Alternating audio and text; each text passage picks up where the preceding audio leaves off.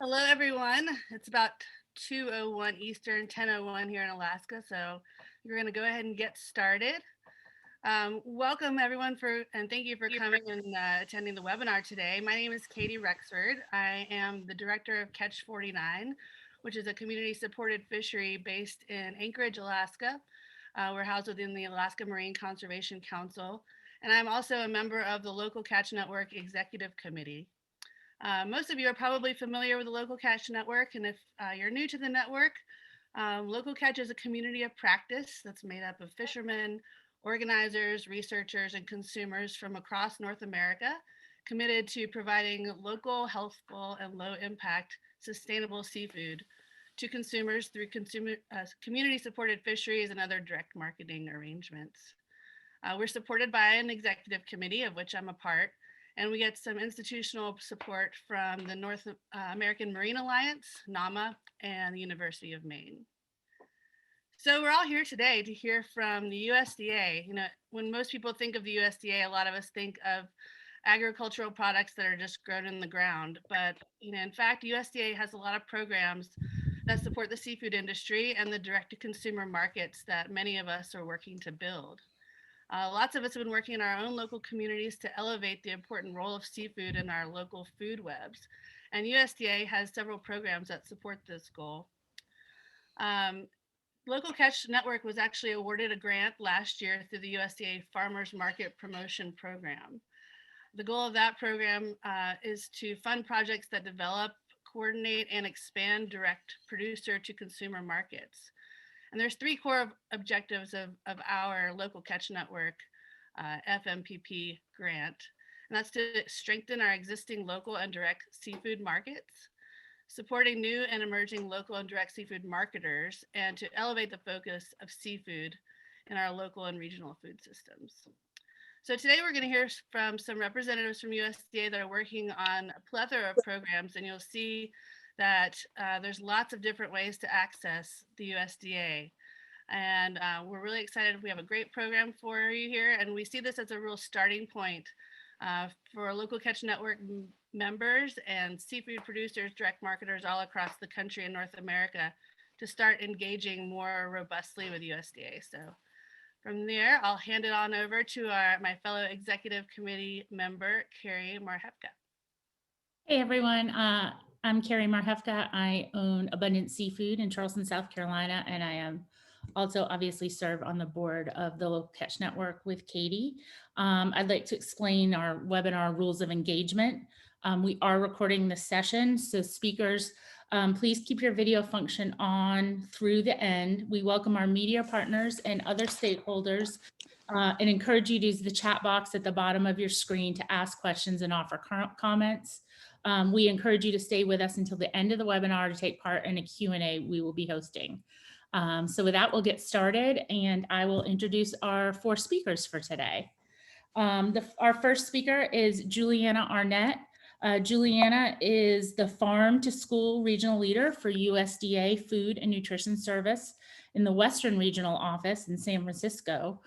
She partners with state agencies, school districts, producers, and distributors located throughout Alaska, California, Guam, Hawaii, Idaho, Oregon, and Washington to make farm and boat to school the norm. She served as the acting local and regional food policy advisor for the USDA Agricultural Marketing Service, where she supported interagency coordination of local and regional food efforts across the USDA. So welcome, Juliana. Next, we have Samantha Shaftstahl. Samantha works with the agricultural marketing an agricultural marketing specialist for the USDA Agricultural Marketing Service, which I will now refer to as AMS.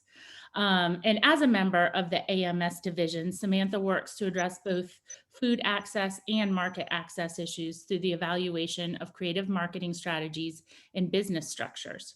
Her recent and current work focuses on community and urban agriculture, mobile markets, measuring economic impacts of local food systems, food value chains, community outreach, and development.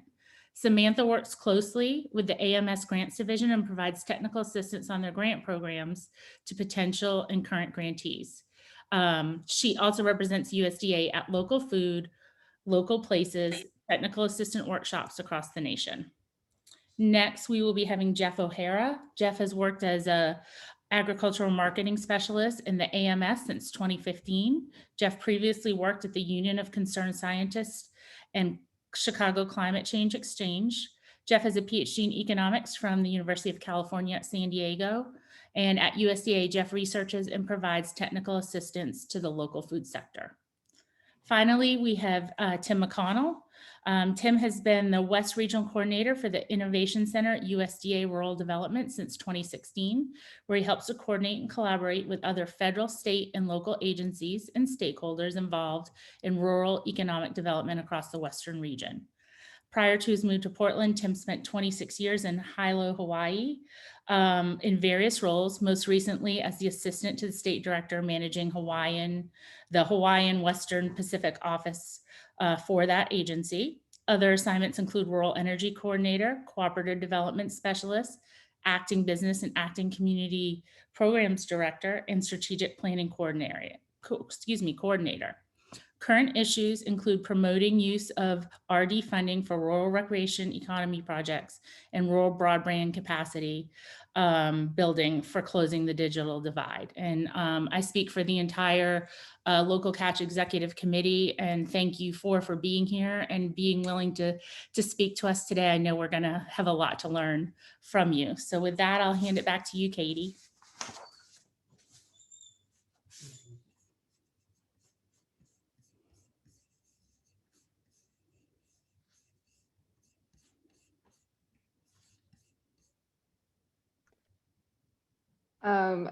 Katie's on mute, so I'm thinking maybe that's my cue to go. Sorry about that. Yeah, I was just gonna say, Juliana, you are up. Thank you so much. Awesome, thanks. As mentioned, I'm Juliana Arnett. I'm the Farm to School Regional Lead out here in the West in San Francisco.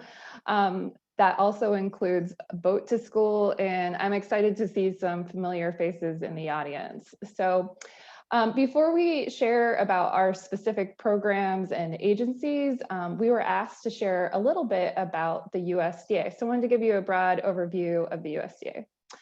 Our vision at the USDA is really threefold.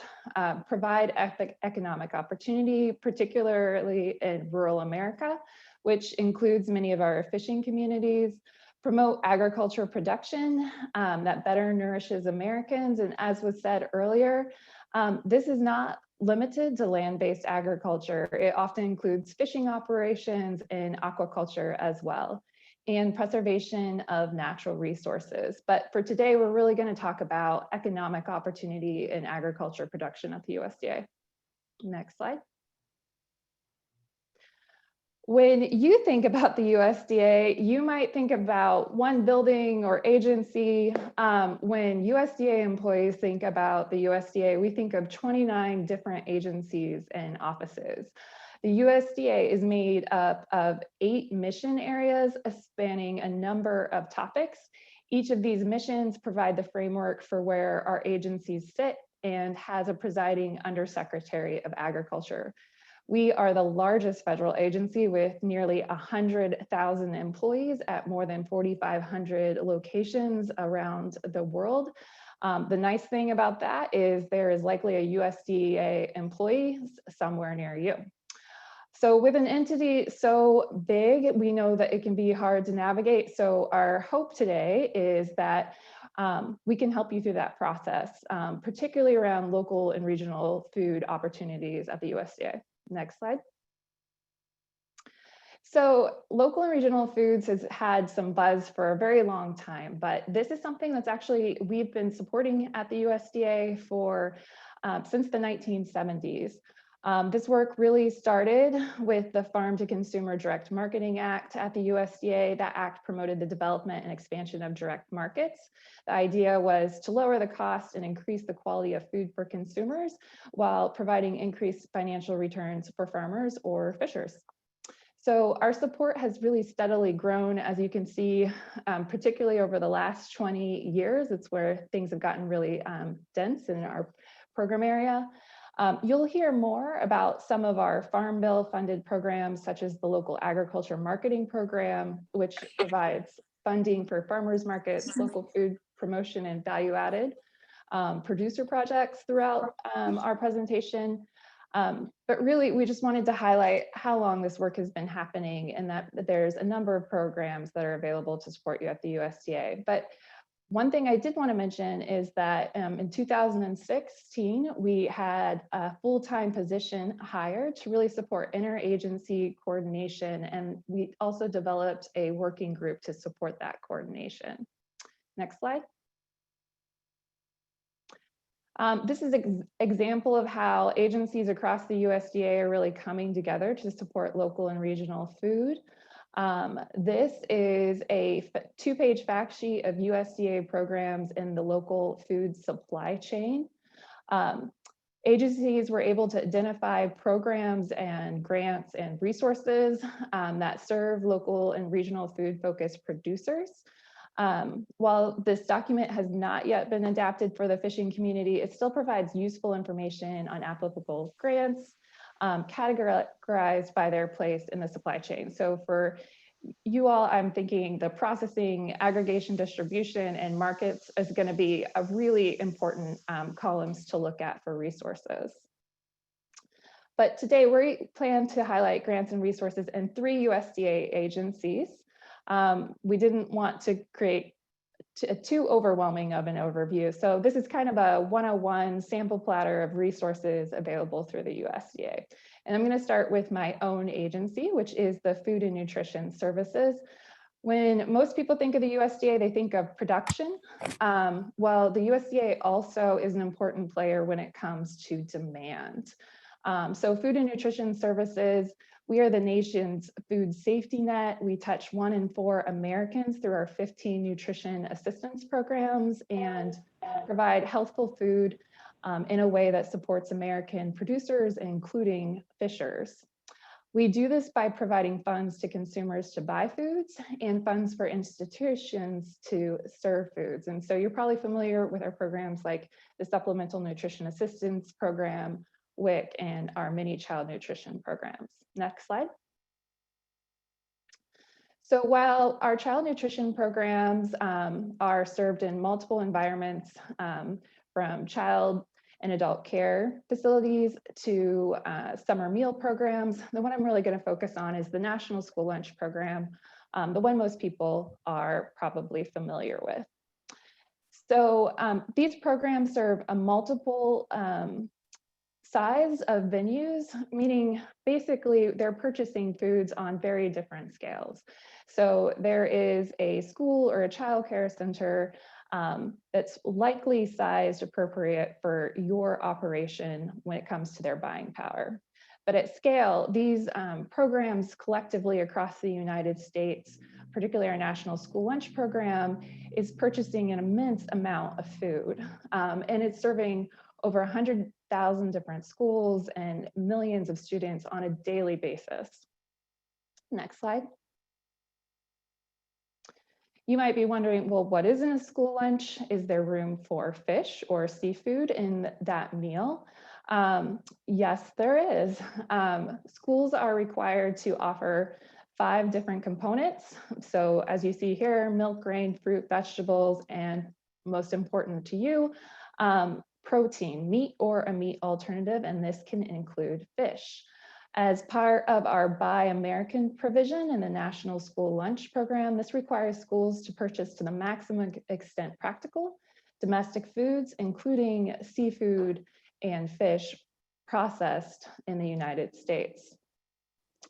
So I just wanted to point that out. Next slide. Schools have quite a bit of buying power. They do have limited budgets, but again, looking at collectively what districts can purchase. This is just a quick overview of the average school lunch cost.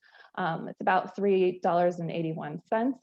$1.71, or about 45% of that, is spent on food. That may seem like a small budget, but schools have a lot of flexibility with how they use their budgets. and sometimes can spend more money on an expensive item and purchase less expensive items to balance those purchases out. They do receive federal reimbursement. Schools may also receive state and local reimbursement. A number of states like California, Oregon, Michigan, and New York also offer reimbursement for local foods.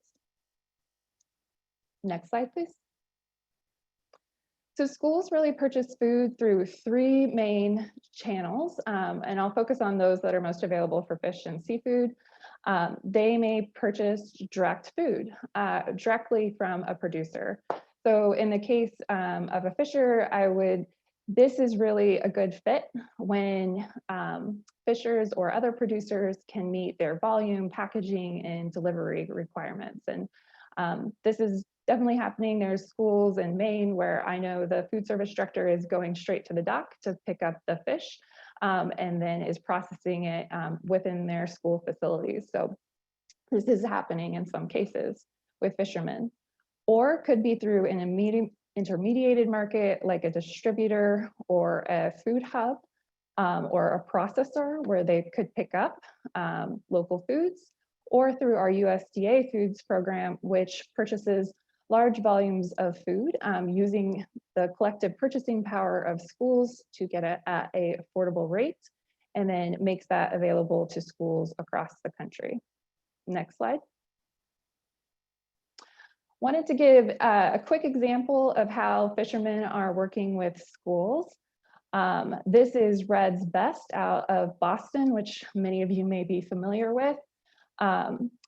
They realized that because of the rise and decline in prices in the fishing market, this could create some issues when trying to sell to schools that really needed to budget ahead. So instead of doing the daily fluctuation of price with schools, he used one of our farm to school grants to establish a new pricing project. And so what they did was they decided to sell based on different price allotments, based on volume, and to set a fee in advance with the school district. And so whatever they caught that day, the school was able to take it in at the agreed upon price, meaning that the fishers had a guaranteed sale and the schools had guaranteed product coming in. What fish that might be could vary depending on what they caught that day. But I also wanted to mention cafeterias aren't the only place that schools can bring in food. This picture right here is of a co-op that was selling their fruits and vegetables as a fundraiser to schools where a portion of their CSA box or community supported agriculture box went to the school for fundraising purposes, and the rest went back to the producers as profit. This is a model that could easily be translated to community supported fisheries. Next slide. And I know that USDA Foods is something that's of interest to a number of folks on the call. So just wanted to quickly highlight that this is really a large portion of the National School Lunch Program. About 15 to 20% of the program is made up of USDA Foods. USDA Foods does purchase fish, is part of their program. This is often large volumes, but FNS works very closely with AMS's commodity procurement to make these purchases, and does work and award contracts to small businesses. So their contact information is there if you're interested in learning more. I will say that fishers in Mississippi have really used this to help bring local foods into schools. Next slide. Also wanted to mention, if you're not quite ready to take the cafeteria on or want to kind of prep yourself to be able to sell to the National School Lunch Program, our Farm to School Grant Program is a great resource. This is eligible to producers and groups of producers, including fishermen. We have multiple fishers who have been funded through this program. And really this is to increase local foods, local fish into the school meal program, and also help expand or strengthen efforts. Next slide. We have 2 tracks that I want to mention. We have a third, but I think these are most applicable. We have a turnkey track, which includes action planning, agriculture education, and edible gardens. And action planning is if you want to sit down in a school community and work with them to figure out how to do this, to develop a plan. This track can support this. The turnkey track is meant to be really simple. So the steps are already outlined. You just talk with your community about how you want to go about implementing it. For agriculture education, this might be a great opportunity if local seafood and fish is new to your community. You could work with them to develop curricula, help them better understand the industry. And then for edible gardens, just want to make a quick acknowledgement that gardens can be in many different sizes, shapes, and forms. This could be an aquaculture garden. There's no limitations on gardens as long as it is food producing in schools. Our implementation track is more for advanced projects. This is anywhere from $50,000 to $100,000. And this basically is a track where you can be really creative in what you want to do or include multiple different components of farm to school, with the overall objective being to increase local food and agriculture education. So this could be everything from trainings to producers and fishermen, making sure that they're ready to sell into the environment, to educational programs for children, or working to bring product right into the cafeteria. Next slide.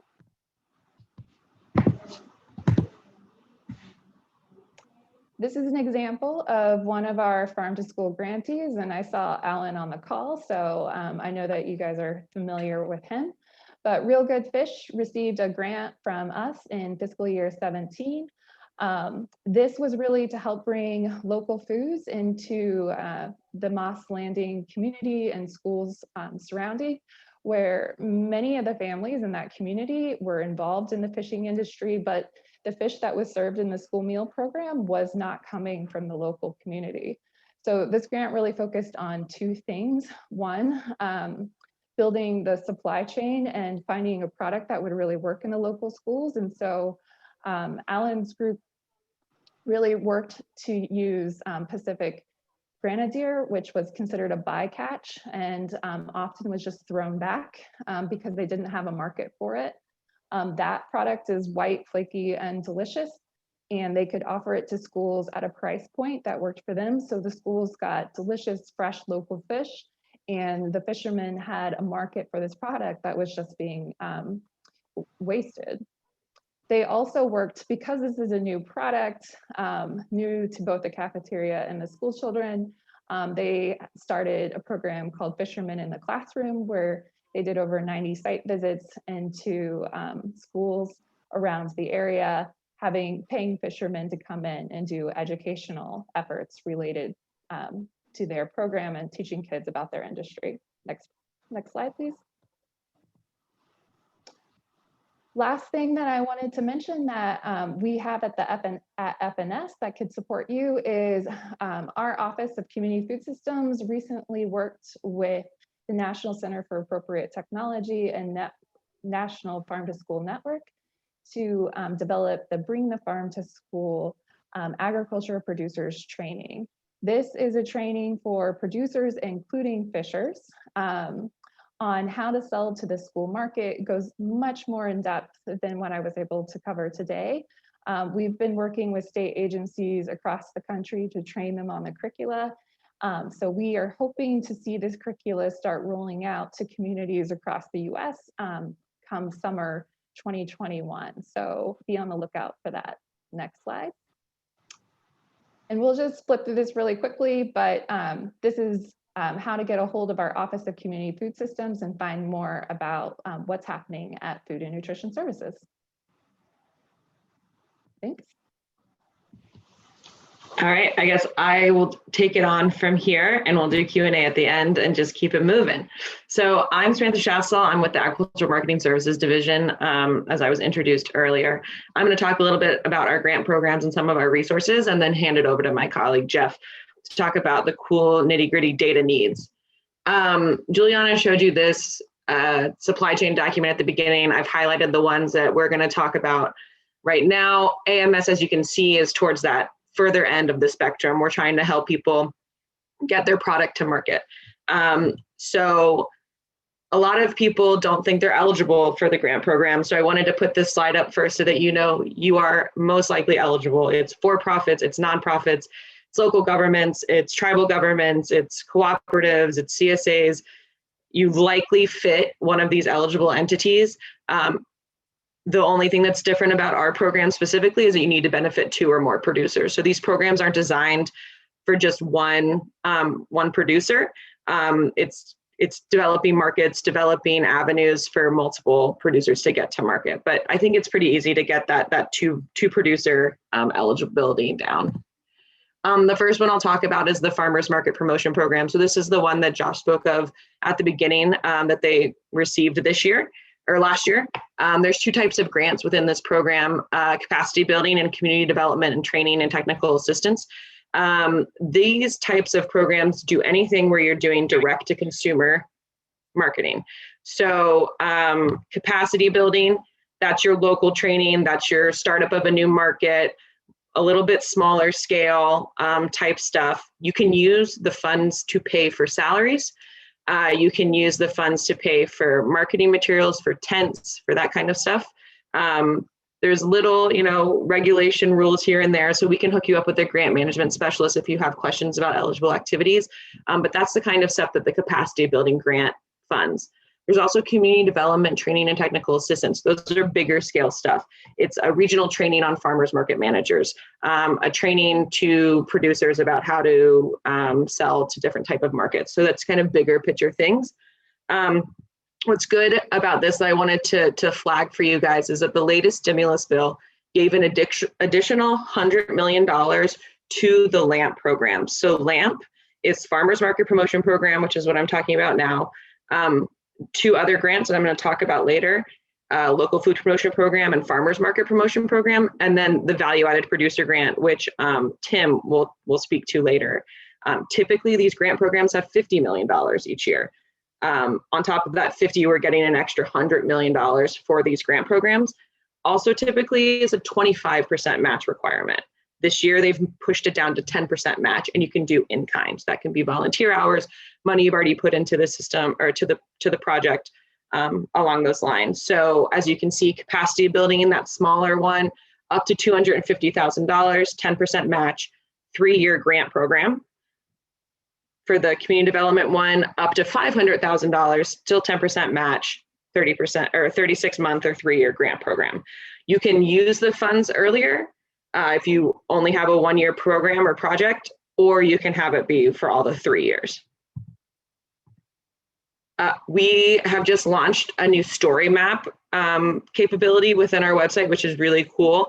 This was one of the first projects that we highlighted. So I'll send a research link into the chat box and you can check it out to give into a little bit more details. But this is a seafood and farmers market expansion project that was funded through FMPP.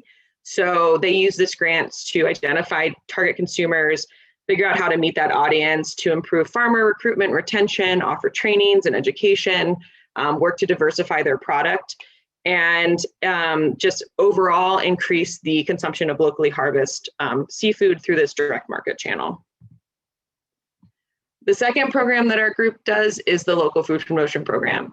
With this, we have planning and implementation.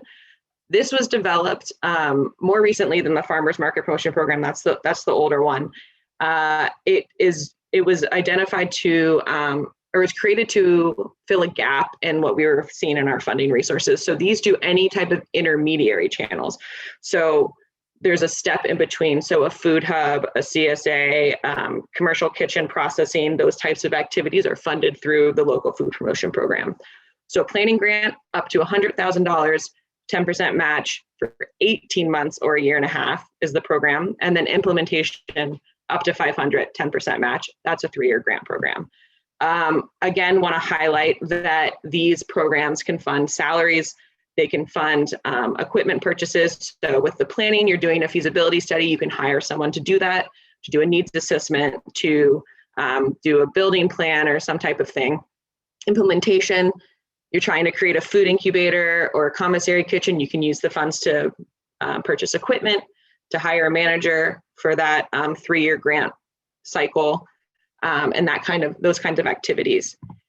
I wanted to highlight one of them. We just talked about Real Good Fish previously with the farm to school stuff. So I was going to change it out, but then I thought this was a good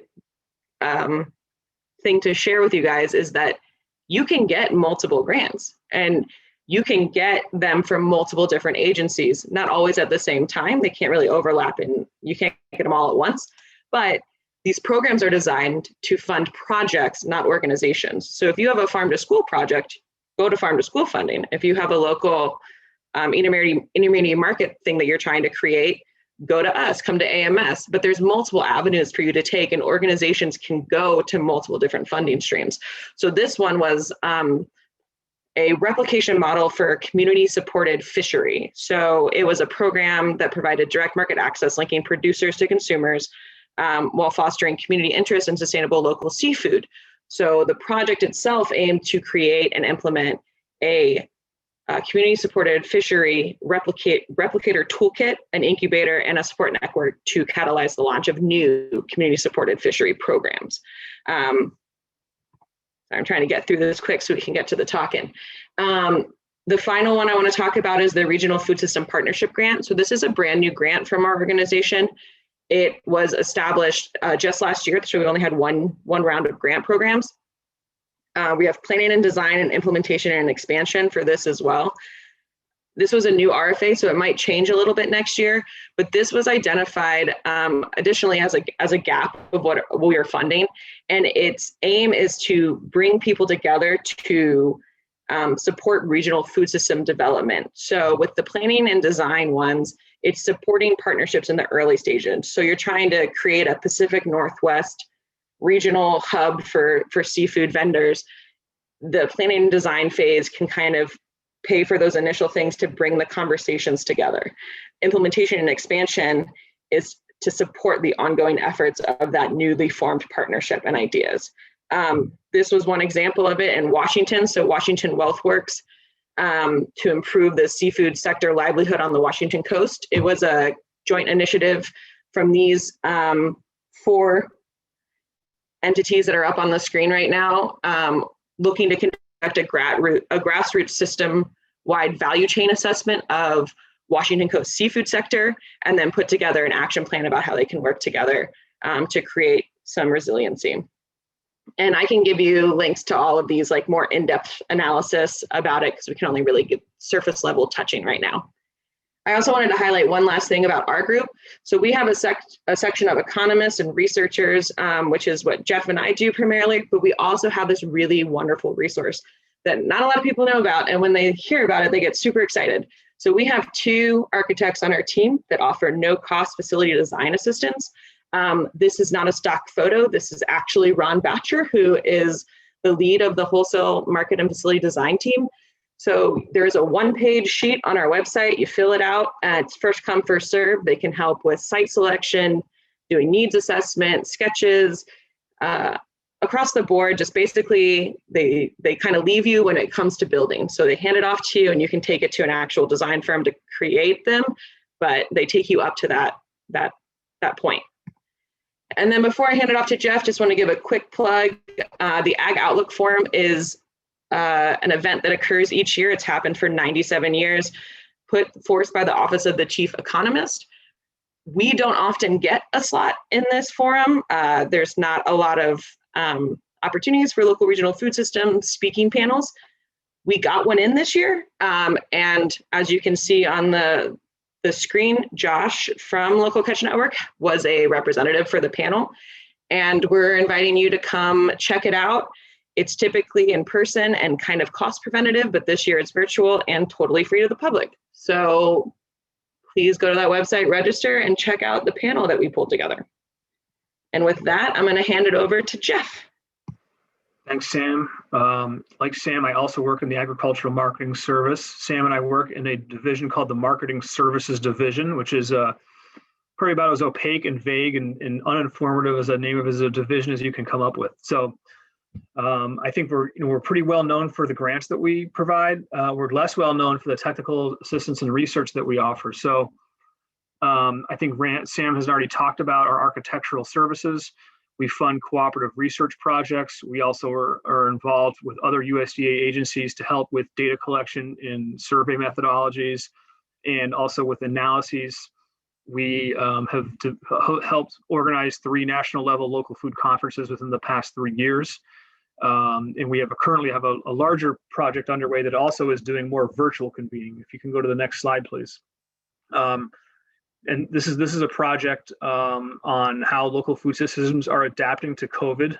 There's a resource hub up at that link. I bring it up here because this is our first attempt to partner with the local catch network. We brought on the local catch network as one of the 16 national level local food organizations from across the country to help guide this project.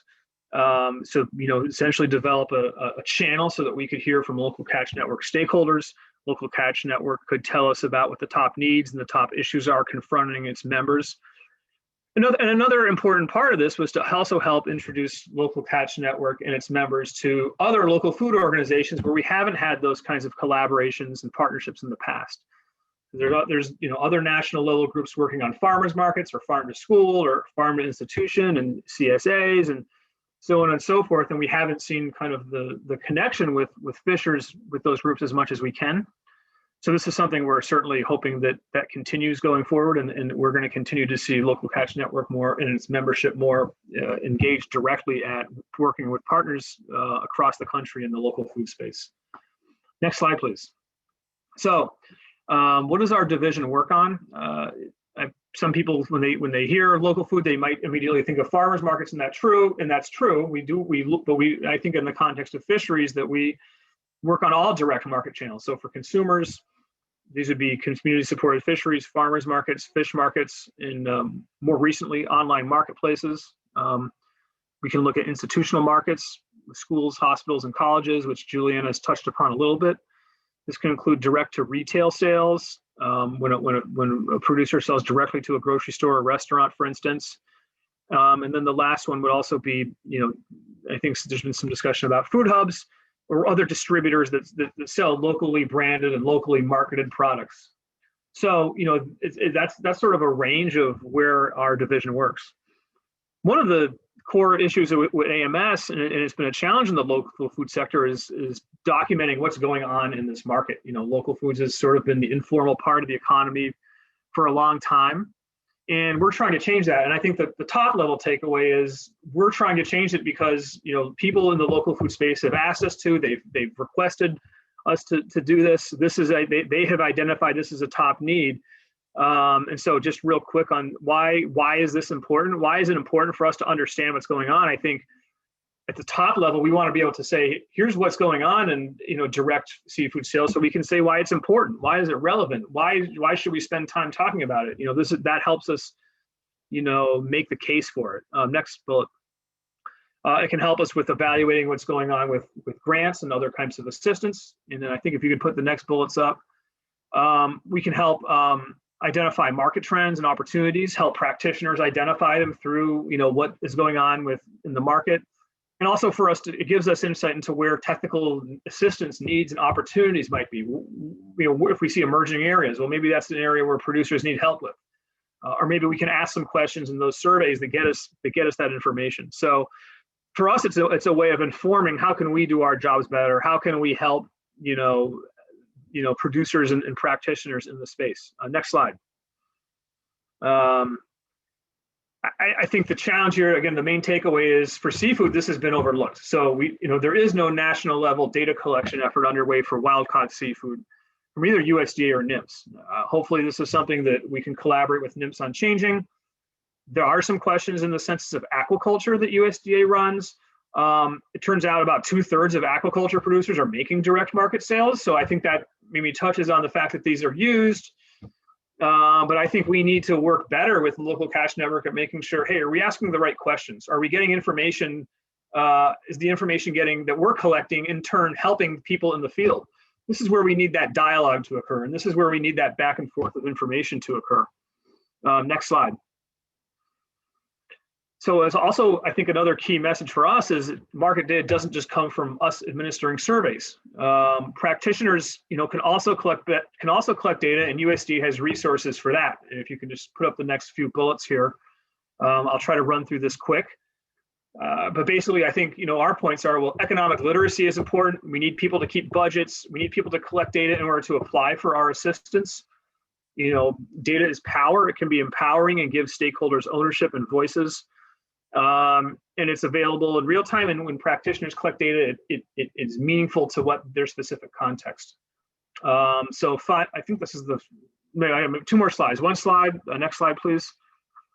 If you go to this website, localfoodeconomics.com, this is where also our COVID resources are linked, but we have a bunch of resources on this website that are designed to assist communities, practitioners, and stakeholders with documenting with the economic contribution that their local food projects are providing. So about 5 years ago, we partnered with Colorado State University to come up with something called this economic toolkit, and that's at the top. That's the picture at the top. And a few years after that, we created a local food impact calculator where people can type in the pertinent information about their project into our online platform, and it can provide a rough estimate of what the multiplier or gross total economic impact of their project and what that provides. Final slide, please. And another thing we're doing is partnering with practitioners, on the ground. And for the past year, I've been working with Fresh Farm, which is an organization in Washington, D.C. area that collects data. And here's what their data says about seafood. And this is why I think this is important, is because, seafood, you can see in the winter of 2019 and the winter of 2020, seafood sales were roughly flat. But during the COVID months, which was the spring, and that's the green bar, we saw seafood sales at their markets jump by about 50%. So again, we don't have that national level data yet, but this information is telling us that, yeah, direct marketing is important for seafood, with restaurants and closing and all these other things that we read about in the paper. We hear anecdotes, we hear opinions. We don't really have ways to codify and document what's occurring. So I think what we're trying to do here with Fresh Farm and other groups, and maybe this is an area where we can work on with Local Catch Network, is to develop ways of getting real-time, meaningful impacts of what's going on the ground. Because otherwise, we're all just kind of flying in the dark in terms of conjecturing what may or may not be happening during the pandemic. So I think with that, I'm going to turn it over to Tim. Hopefully, I've left Tim a little bit of time to talk about what rural development does. Yeah, thanks, and appreciate being on today's call. Tim Mcconnell with USDA Rural Development. Next slide, please. I'm going to quickly run through these. Our agency, Rural Development, we're a funding agency, primarily loans, but some grants. And we're kind of set up in 3 different buckets here. Our Rural Business Cooperative Service, which I'll be touching on today, primarily provides loans and grants for businesses throughout the country, renewable energy, as well as our cooperative programs. Rural Housing Service, single family, multifamily, and community facilities. And I'll touch on the community facilities grant and loan program real briefly.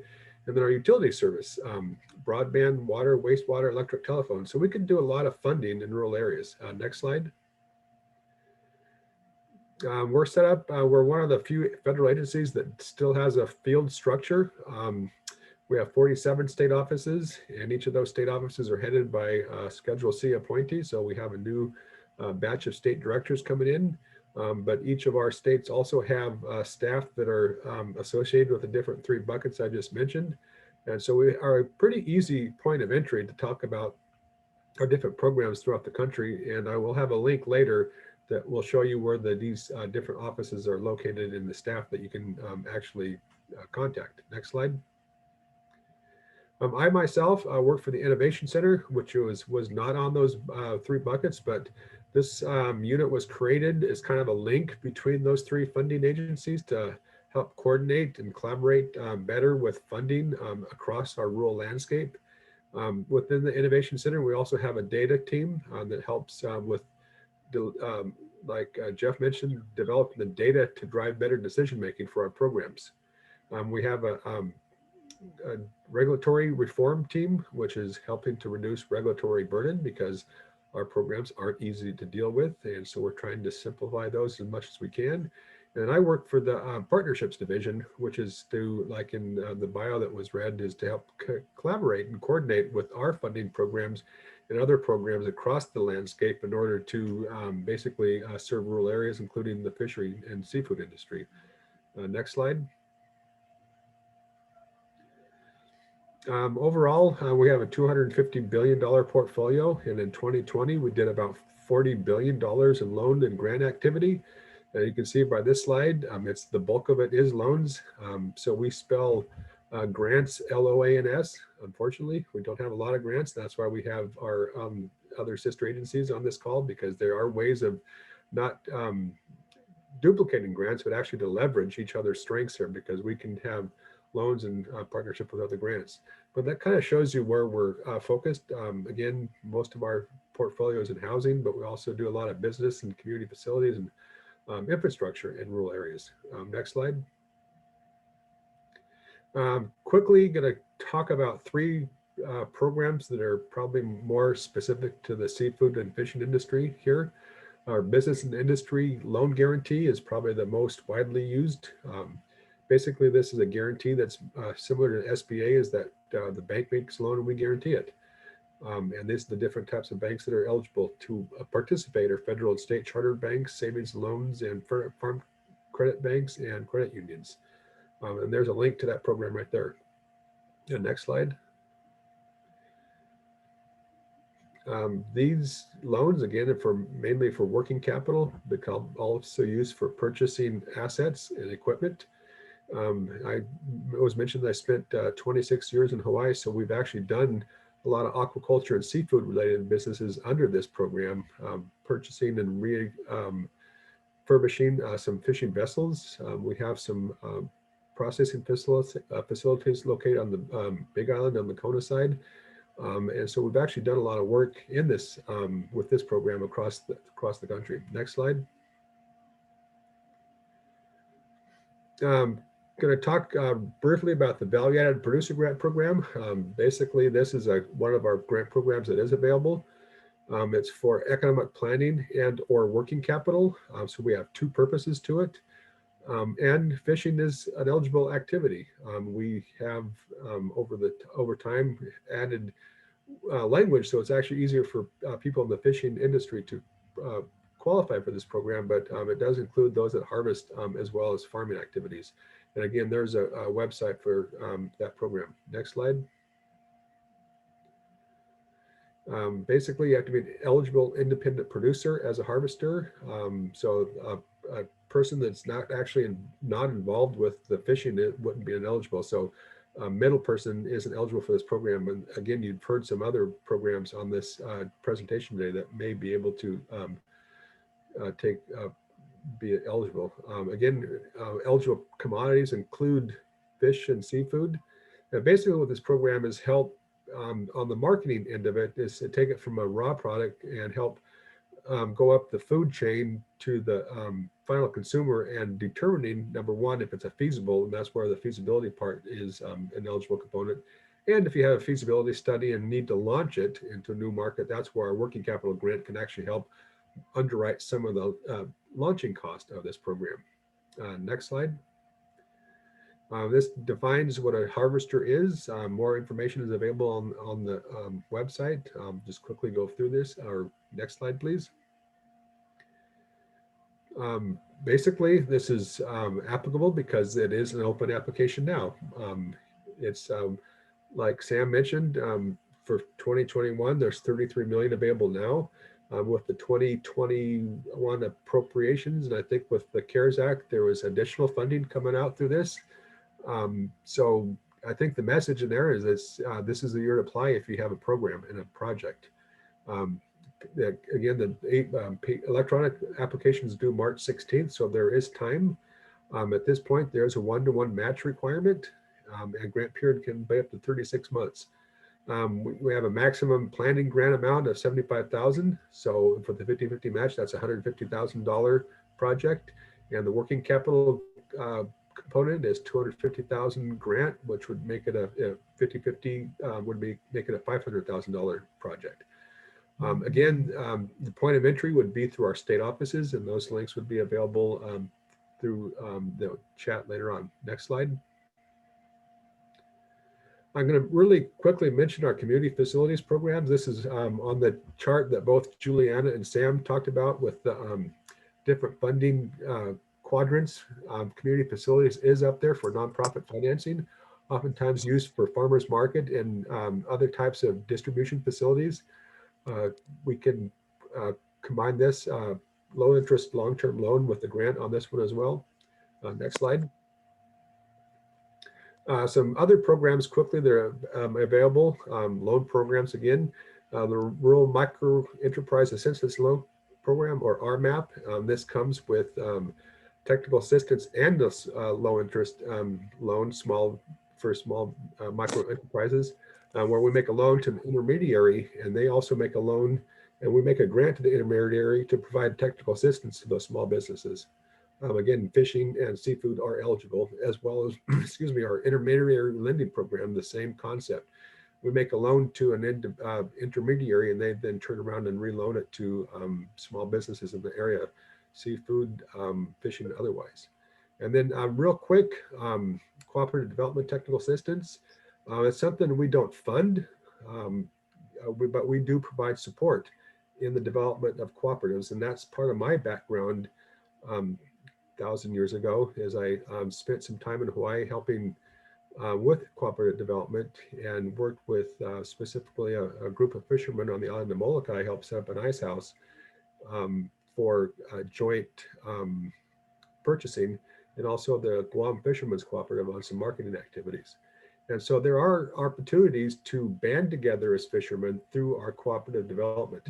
Nowadays, there's a link here to our cooperative development centers.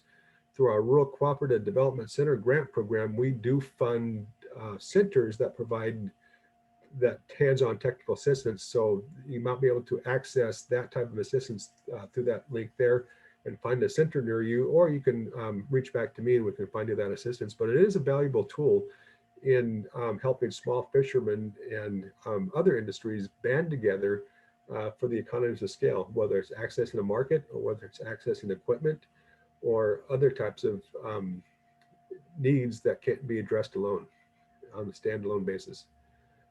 Here's a link to all of our programs. I could be on this webinar for the next 3 days and not get to all of them. We have over 50, like I said, in those different buckets: housing, business development, and utilities. And like I think Juliana and the others said before, we're here to help. We're here to help guide you through the myriad of programs that are available through USDA, rural development, and the other agencies here. Next slide. That concludes my talk. I think we have some time for questions. There's my contact information. Even though it's a 202 Washington, D.C. number, I am located in Portland, Oregon, and do cover the West. And can get you in contact with others throughout the country as well. So thank you. Thank you. Ooh. Sorry, go ahead, Carrie. Oh, I was probably going to say what you were going to say. Thank you to our presenters for all of the things I've sat through in the Zoom universe since last year. This is, you all might have been my favorite and given me the most useful information personally. So thank you very much. Real quick, I think before we slip into real-time Q&A, we're going to take one question from the chat box. There were several, a lot of them have been addressed, so I'm going to read out the one that I don't see that has been answered. It's rather long, so bear with me. This is from Joe Salmon to all of our presenters. And he's asking for rural located value-added seafood and farm product processors. They're in a Western Alaskan village. He's asking what are the advantages or disadvantages for startups versus ongoing businesses and getting assistance. I think he's saying, for example, RBDG enterprise grants, value-added producer grants, business and industry loan guarantee, community facilities direct loan and grants, AMS grants. We are a salmon processing, smoking, canning project, local high tunnel vegetables and development, research and development, processing oysters. Sounds like there's a lot going on.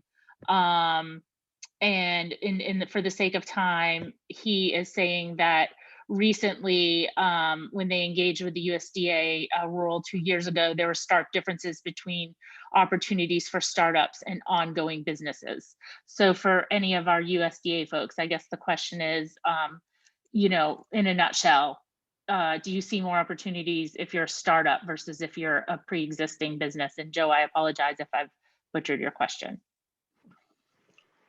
I can start with it for the AMS programs. That's kind of specifically why we have the planning and implementation grants, is to kind of even out the playing field a little bit, because the ongoing businesses have with the metrics that we're asking during the application process, can kind of prove their point a little bit better, to be getting the grant programs than a startup who hasn't done it before. It's an idea that they haven't created yet. So with the planning and implementation, that was a way to kind of give access to the startups to get the data that's needed to get those bigger picture, you know, $500,000 grants. But there's still plenty of startups who get our implementation grants as well. So there's not too much of a divide, but that planning option is there as well. Yeah, this Thanks, is Samantha. Tim. Oh, sorry. For our programs, it definitely is skewed toward the existing businesses, because of loan, of course, you have to have repayment, the 5 C's of credit. And as far as our the value-added producer grant, you have to be producing the product, so it's really a kind of an enhancement of an existing operation. And it's, you know, I've been at this for a long time, and that's one of the first questions is, how do I get involved in the fishing or farming? And I guess the one of the answers is you marry into it or inherit it sometimes to get going, but because it is expensive to get into it. But there are avenues, like Sam said, about ways of getting into this, but it is skewed toward those existing businesses. I think for the farm to school perspective, I was just going to say our program is really available to anyone at any stage. And so we just want to help you figure out how to make that connection, whether it's through planning or one of our turnkey tracks or implementation grant. But also just wanted to say, you know, there's a lot of USDA staff, including rural development staff in Alaska. Tim and I both have Alaska within our region. Talk to anyone from the USDA. Once you kind of get that door open, they'll help you connect with the other opportunities that are there. And I can address that person offline with the contact for Alaska as well, or anybody else that wants to make that connection. That'd be great. Thanks, Tim. Real quickly, I think that the folks from USDA had a few more quick bullet points that they wanted to make, and I cut them off, and then we'll go to Katie to handle live Q&A. So Juliana, do you want to address those points that I accidentally cut you off from? Oh, I think we can just send it around after the fact. It's a contact sheet. Yeah, just know all the links are in the PowerPoint. Great. So guys, I think we have time for a couple more questions. So if you want to use the raise hand function at the bottom in the reactions, I'll try to call on folks that want to ask questions in real time, or you're still welcome to put them in the chat. So just looking around if anyone has a question. Well, I see a question that's actually oftentimes asked of myself. Do you need someone who specializes in grants, or are the applications simple enough for the average Joe to apply? Well, I've seen them both. You know, ours aren't easy, and we do have there are grant writers out there, but at the same time, we're here to help any person through that process. I think the question or the answer, because I've seen a lot of projects successful that the individual or the business is the one that actually was the grant writer versus actually hired someone. And someone else might have a different take on that. No, I think I completely agree with you. You don't have to have a grant writer, but it's also not easy. But there are some really easy tips and tricks to know that can help you in that process. So for ours, you know, there are 12 pages, there's a budget justification, there's a budget need. However, we have evaluation criteria that we publish that all the reviewers use the same exact evaluation criteria. And what some people don't realize is that within our review panels, unfortunately, there's not a lot of wiggle room. They have to use that evaluation criteria. They use it very strictly to give points. And so one of the biggest things is just look at the evaluation criteria, look what you're being graded on, and make sure that that's all built into your application. So there's little things here and there that you can do that just pushes you to the top of the table. You'd be surprised how many people do not just simply follow the rubric, or who go 13 pages, or it's like very simple stuff that can put you above. Yeah, grant writing 101 is read the directions and follow the directions. It's pretty simple. Yeah, then you're in the top tier already. I'm going to chime in really quickly too. I'm Jordan. I am the coordinator for Local Catch Network, and we can also help and assist people along the way if you are a member. So reach out to Josh or I, and I'll follow up in that email that we send out with all of the links as well. So we want to offer that up to everybody who is a member. I will say for our farm to school grant, Samantha's comment on people not following the rubric, I would say that's one. I've been on 4 years of grant panels, and that's one of the main things that we see is people not applying and correlating their responses in relation to the criteria. I also wanted to mention our turnkey track is meant to be an easier application process. 2020 was the first year that we used that. So, but one of the things I will say is that as a grant reviewer and as a program, we rarely get feedback on how difficult or easy the grant process is. And so if you go through and apply for a grant and you have comments on how that process was for you as a producer, please provide feedback to us. We want to know how that process was. And one other tip I would say is that we have noticed that there are a lot of nonprofits out there that have fantastic grant writers. So partnerships, playing to people's strengths. If there are folks that you can partner with in the community that can help with the writing process, or someone who's a fantastic writer, really encourage you to take advantage of them as well. Great. Thank you, guys. We have a couple of questions, hands up. Let's go to Leonard Carpenter and then Ben Hyman. Yeah, hi everyone. I'm Leonard Carpenter, and with my family, we own Emerald Isle Seafoods. We're direct market commercial fishermen up in Kodiak, Alaska. And so we've worked with Catch 49 and a few other CSFs around the nation. And we kind of focus on a few things. We ship some of our product out fresh, but the majority of it goes out frozen. And so we're heavily reliant on custom processing here. We don't have our own facility. And this is the kind of struggle that we have daily and on a yearly basis is access to custom processors. There's only 3 businesses in our community that are willing to do it. And it's always kind of on their schedule. If they have their own fish to process, they kind of sideline us. And so it's really been a struggle for us to get consistent processing and know that we can rely on that. And it's just kind of hobbling our business. And so one of our ideas was to put a small processing facility on our own property. But looking through it, I don't know really how the grants will affect just individual businesses, or I heard one of the presenters mention that, a partnership of 2 or more businesses could do something like that. But I wonder what type of opportunities there might be for also like a community-based processing facility like you see. I think Valdez maybe has one or something that pretty much any commercial fisherman can come in and use those facilities. That might be a really valuable thing for our community. I think there's been talk of it on the council level, the city council level, but it just never goes anywhere. We don't have the infrastructure as far as a community ice house. All we have is a municipal crane. And so I wonder what the process would be to start moving down that road and getting something that, a lot of us small scale fishermen could rely on and use.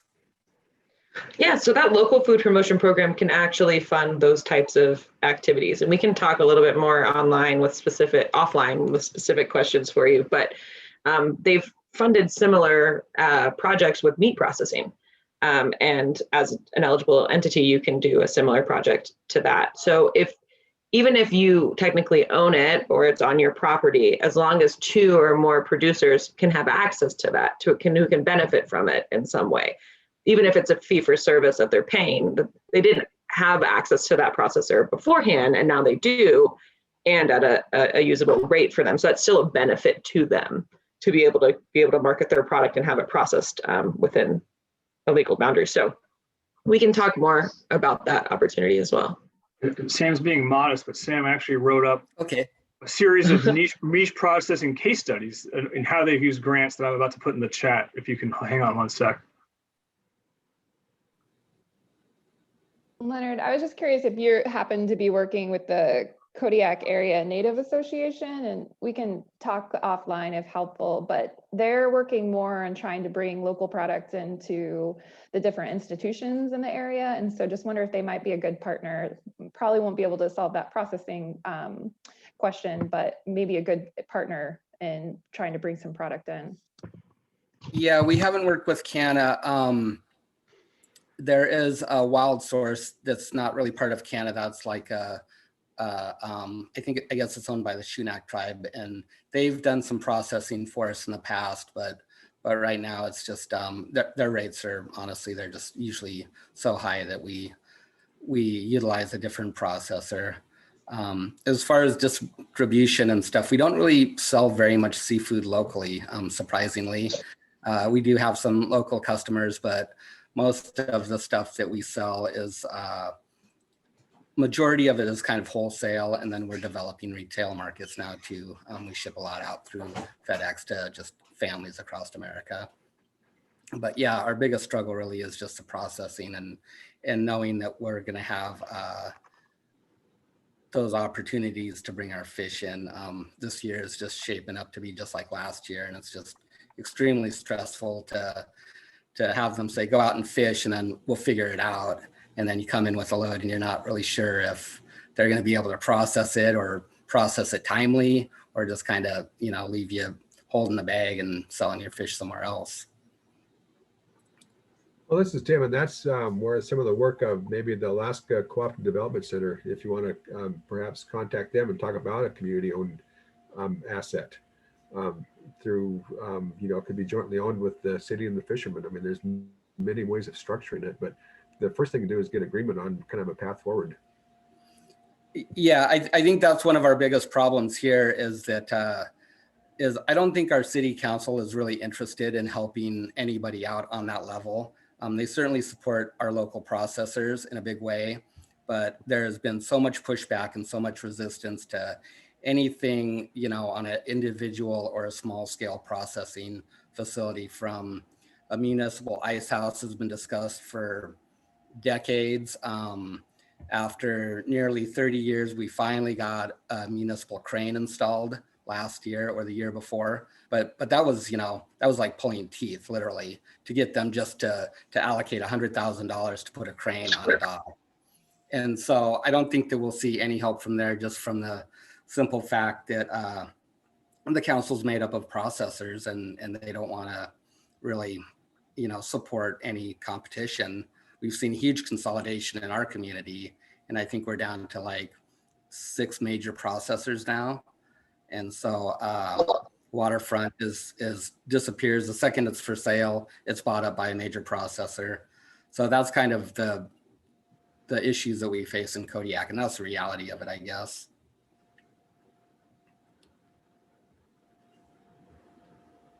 Thanks, you guys. We have time, I think, for one more question from Ben, and then we'll send it over to Jordan to wrap up. Ben, you have the floor, but you're still on mute. Oh, now I'm off. Can you hear me now? Yeah.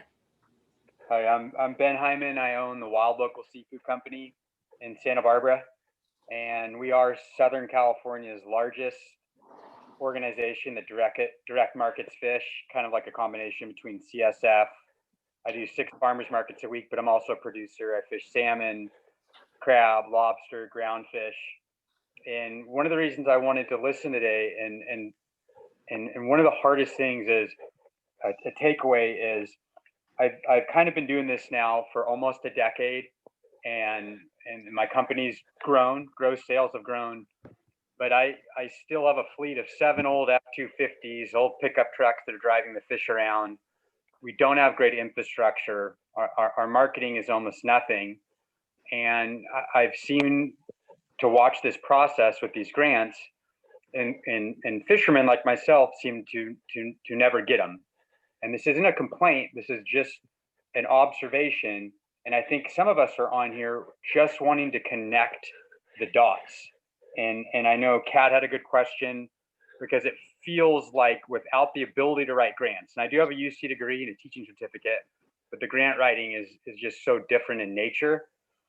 I feel like it would be prudent to somehow bridge that gap for someone like myself. And to reiterate, we're in LA, we are the largest to do this, but we've never received a dime and could really use it. And just trying to bridge the gap, do I contact my local USDA office? Do I reach out independently to Jeff or Samantha now that I've met you guys?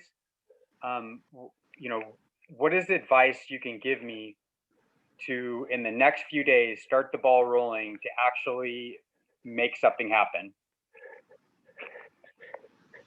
Yeah, so I used to, that is a huge complaint that we hear across the board. And it's true. A lot of the stakeholders that we want to be serving the most are the ones who are in most in need of technical assistance for us to help them write the grants, because they want to farm, they want to fish, they want to be doing the work. They don't want to be sitting around writing grants. So we did develop a grant writing training and technical assistance program. So I have PowerPoints I can send you, and I can also have conversations with you offline. So the little tips and tricks that we were talking about today about the evaluation criteria and that kind of stuff, I'm happy to have a conversation with you to kind of fill in those gaps and try to even out the playing field a little bit. I can't review a grant as a USDA employee or provide any edits to what you've written, but I can give you advice ahead of time that I could equally give to everyone else, if that makes sense. As far as evaluation criteria, so that I'm hitting the right bullet points and yeah, and other things that we've learned throughout the way about how to structure your grant and develop your proposal and the timelines, because that's also, you have to get a DUNS number and a SAMS.gov number, and there's all these random steps that people don't necessarily know how to do. So I can send you some information on that, and also have a conversation with you and kind of walk you through that stuff, if that's helpful. And there's also a lot of people that have been successful in writing grants. So we can help kind of bridge the gap, and maybe you can talk to someone who has been previously funded that can also show you, maybe they'd be willing to send their application to you. We've made connections like that before between previously funded grantees and people who are trying to get grants. And a lot of times they're very generous because they want to build up the whole local regional food system. It's not a selfish thing. It's not a competitive thing, So we can find some previously funded projects that are similar to yours and maybe make a connection there where you can talk with them. And I'd say something that the local catch network could help and its members could help us with. I think Sam's made some valid points, but some of the technical assistance Sam's talking about, we sent out through the land grant extension system. And we didn't really do anything with the sea grant extension system. And so we don't really talk to, at least at AMS, I can't speak for other parts of USDA, but I would say at AMS, we don't have field offices really. We have a tiny little staff. We depend heavily on land grant extension to get the word about our services out, and they do a lot of technical assistance on the ground for us, but we have never developed those partnerships and relationships with the sea grant system. Maybe that's not even a good idea. But I think if this is something that you could help us with, we would need to get us in touch or set up meetings with us with the Sea Grant system and find out what grant writing assistance they're offering. Because as Sam said, we can't sit down and write grants for people. But I think if we understood better where the needs and what the issues were and could help point people to technical assistance places, that would be something that would be useful to do, but we've never done. I would like that. I feel like the grants seem to go to the same places again and again and again and again. And I feel like we're all players in this as far as the local food system. So I'm happy people are getting them. But there are a lot of producers out there that aren't able to bridge the gap. And again and again and again and again, the growth isn't there because of that. And it seems like the same people that are able to write the grants end up getting them. So I really appreciate that. And I'd like to reach out to both of you guys independently, if that's okay. For some more advice. And Ben, I'm going to just quickly reiterate, Local Catch Network received a FMPP grant this past year. And so we would be happy to look over your grant and provide suggestions as well. So we are over time. I know that there are a couple of questions that we didn't get to. If you have questions that you would like for us to pose or connect you with our speakers, please reach out. We have the chat recorded and we're going to try to our best to get back to you. I want to go ahead and wrap it up though. I know we could stay on all day and ask a million questions, and we're really thankful for the USDA and the speakers who were able to come on to the webinar today and share all of their wealth of information. I also want to thank Katie and Carrie for facilitating the conversation today. So I know one big question that I've seen circulating is how are we going to have access to this information? We'll be sending out an email with links and contact information and the link to the webinar recording as well. And then if you have any direct questions that you feel like weren't gotten to, please reach out to us. You can respond to that email or contact us directly at Local Catch Network. But thank you all again for joining the webinar today, and we look forward to this coming year and working with you all. All right, so I'm going to close it out, but thank you all so much for your time. Thanks, everybody. All right, take care.